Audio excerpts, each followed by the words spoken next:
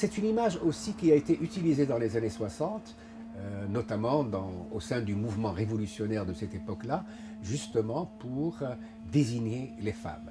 L'histoire des années de plomb au Maroc, dire les années 70, les années 80, a été déjà un peu traitée. Mais dans les 3 ou 4 films qui ont touché à ce sujet, c'était incidemment qu'on touchait à ce sujet. Je crois que la différence qu'il y a entre les films précédents et celui-là, La moitié du ciel par conséquent, c'est que pour la première fois, on part d'une histoire vraie. Ce sujet, actuellement, n'est plus tabou au Maroc. Le projet va informer, va communiquer un certain nombre d'idées et d'expériences, et en même temps, cela va permettre aux gens de se réconcilier avec eux-mêmes, entre eux, etc.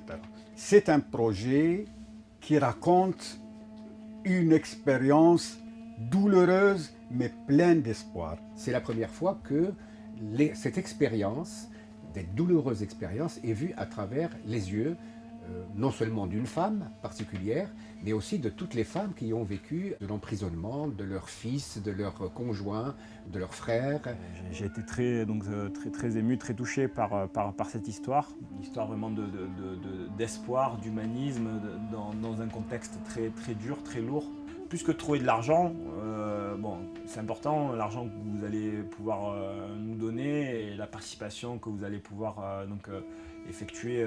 Mais concrètement, ce qu'on a envie de faire aujourd'hui, c'est créer une communauté autour du film, de créer une aventure et de permettre en fait à tous les gens qui peuvent être intéressés par notre projet, que ce soit par Abdelatif, pour tout ce qui s'est passé à cette époque et toutes les valeurs ou les idéologies qu'ils ont défendues, les droits de l'homme, la liberté d'expression, toutes ces choses-là, tous les gens qui peuvent être intéressés par ce genre de sujet, je vous invite à nous suivre, à nous soutenir.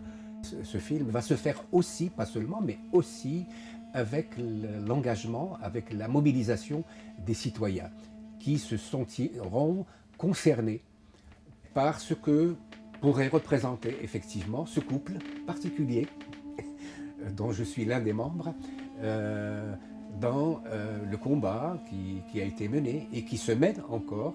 Voilà, si vous voulez nous suivre cette expérience, voir comment elle va se développer, comment elle va aboutir, allez sur Facebook La Moitié du Ciel ou Twitter #La Moitié du Ciel.